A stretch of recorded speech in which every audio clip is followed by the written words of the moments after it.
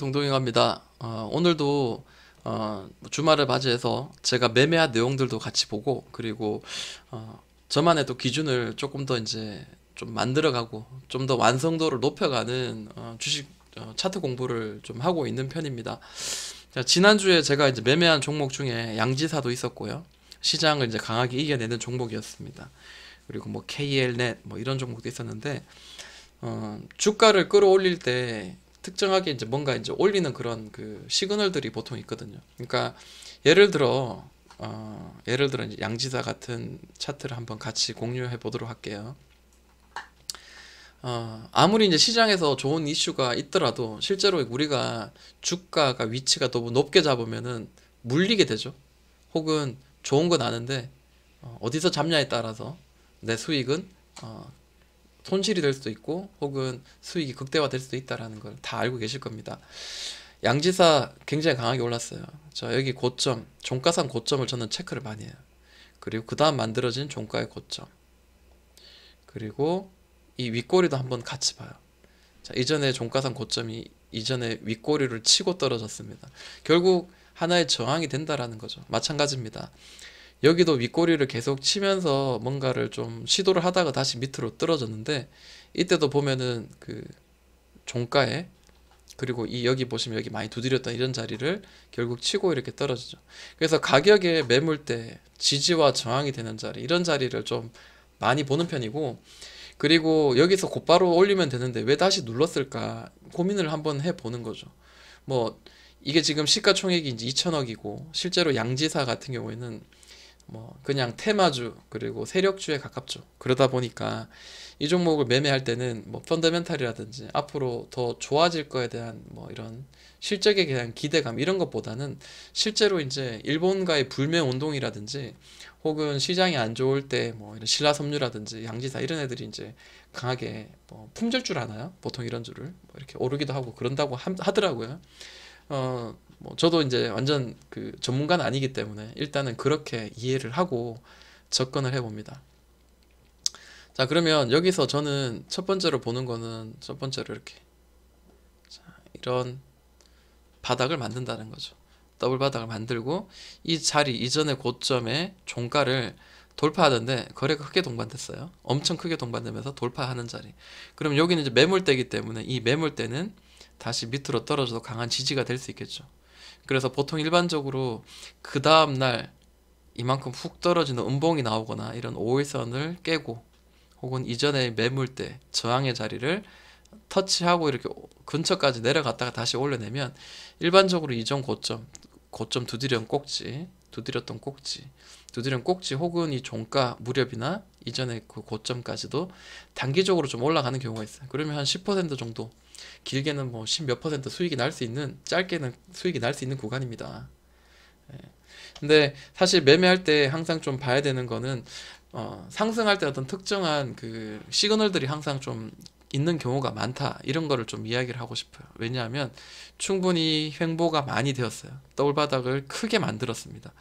이때부터는 자, 윗꼬리가 강하게 이제 빵 치면서 막 두드리는 이런 자리는 굉장히 의미 있는 자리고요. 그리고 우리가 그 차트를 보면서 매매할 때 제가 좀 선을 긋고 좀 공부를 하면서 했는데 이런 자리는 굉장히 중요하다라는 걸 좀 강조하고 싶네요. 자, 일단 고점이 형성됐어요. 이게 중간 고점이었어요, 아까. 그걸 밑으로 누르고 저점이 형성되고. 근데 자세히 보면 이런 자리가 만들어져요.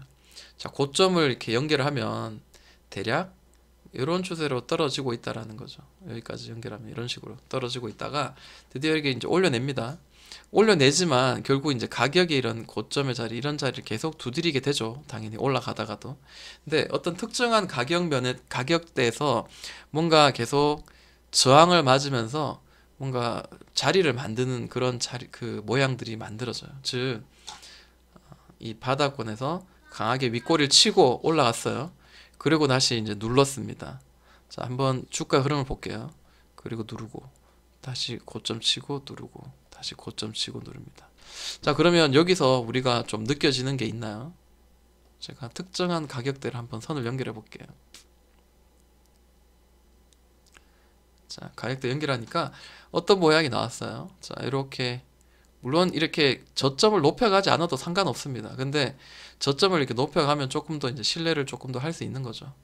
그리고 여기는 저항을 계속 맞는 자리예요. 그러다가 다시 윗꼬리를 치죠. 자, 이전에 이전 고점 자리 여기죠. 이전 고점 자리를 기준으로 삼았을 때 대략 이렇게 움직였어요. 이렇게, 아이고, 조금 더 눈에 띄게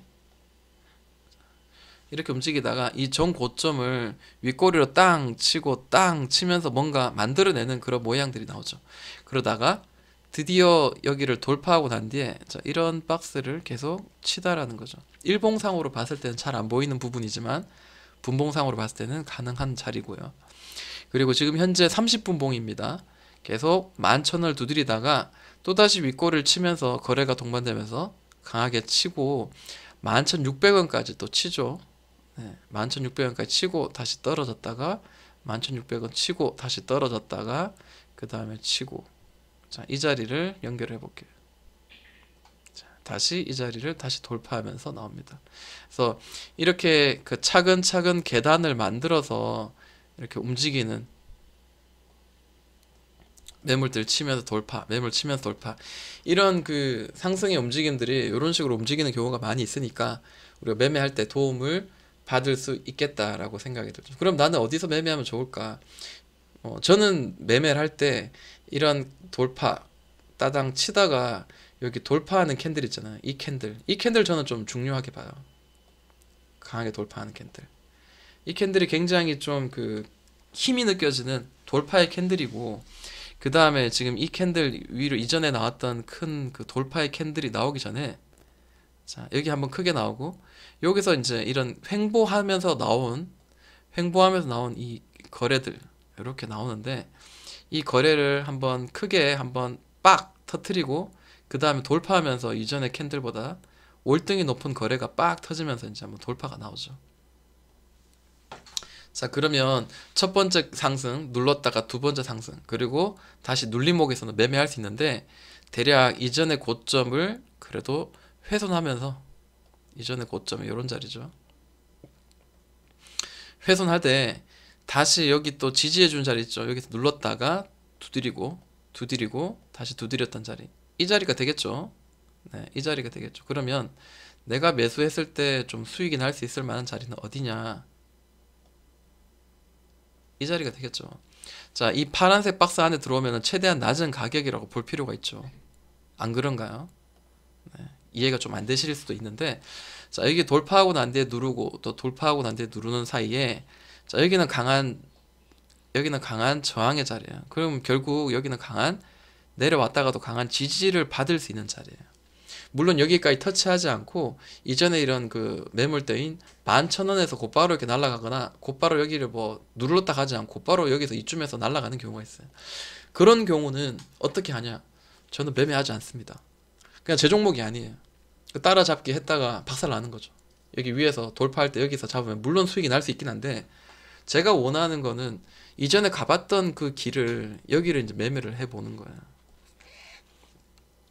이전 매물 때 대충 11,000원 되는 자리에서 매수했다면은 대략 이 상단선까지 한 5%는 수익이 날 수 있는 구간이거든요. 이런 자리에서는 한번 매매해 볼만 하다라는 거고요. 자, 이렇게 계단식으로 올라갈 때 어디까지 볼 수 있냐? 이전의 고점까지도 한번 도전해 보는 거죠. 이전의 고점. 그래서 크게 본다면 이렇게 한번 저는 좀 봐요. 그래서 여기도 여기 이제 이 큰 박스에 여기는 1층이고요. 여기는 2층이다 라고 생각을 하는 편이에요. 그래서 1층에서 돌파하고 난 뒤에 2층까지 뭐 이렇게도 보기도 하고요. 혹은 이런 박스를 돌파할 때 단기적으로 수익을 내는 자리, 뭐 여기도 돌파하고 난 뒤에 눌림목을 준다면, 예를 들어 이 자리를 돌파하고 난 뒤에 눌림목을 준다면은 다시 또 매수 가능하죠. 이런 자리도 괜찮고. 다만 이 전 고점을 돌파하고 더 위로 올라간다라는 거는, 그거는 이제 가능성이 아무래도 터치하는 데까지는 거의 가능성이 높지만, 여기를 돌파하고 더 위로 올라간다에 대해서는 조금 더 가능성은 조금 더 떨어질 수가 있겠죠. 네.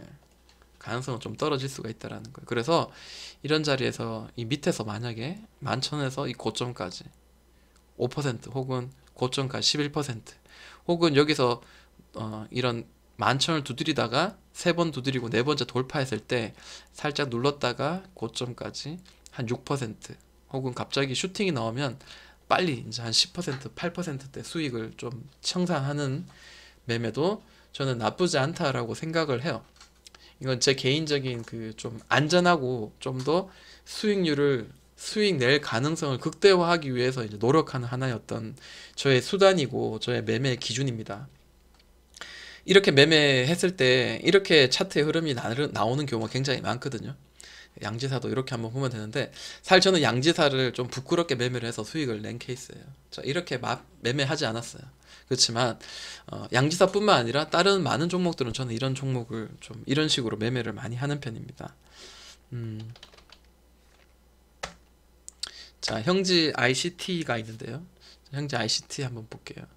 자, 이 종목도 보시면 일봉상 한번 보면은 자, 고점을 크게 한번 만들고 저점 그 다음에 지금 고점이 계속 이 파란색 박스 안에 갇혀 있습니다. 물론 상한가를 나오긴 했지만 계속 여기 이제 갇혀서 이렇게 움직이는 그런 모양이 보입니다.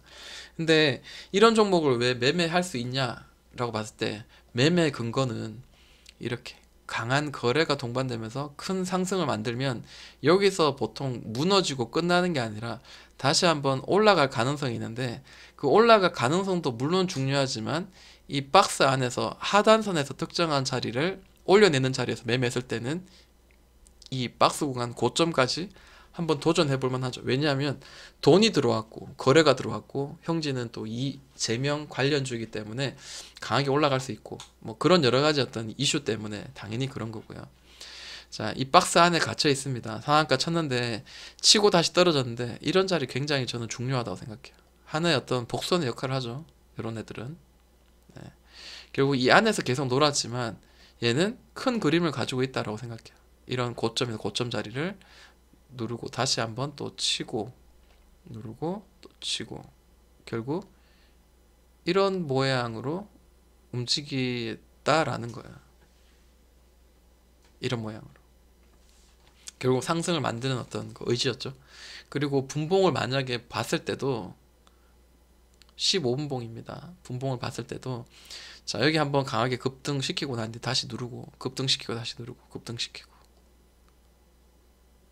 대략 이런 느낌입니다. 그래서 저는 첫 번째 이런 윗골이든 그 뭐 캔들이든 한번 이렇게 고점을 만들고 눌러졌을 때 두 번째 만들어지는 걸 한번 지켜보고 그리고 눌림목에서는 그 다음 물림목에서는 저는 한 매매를 좀 시도를 하는 편이에요.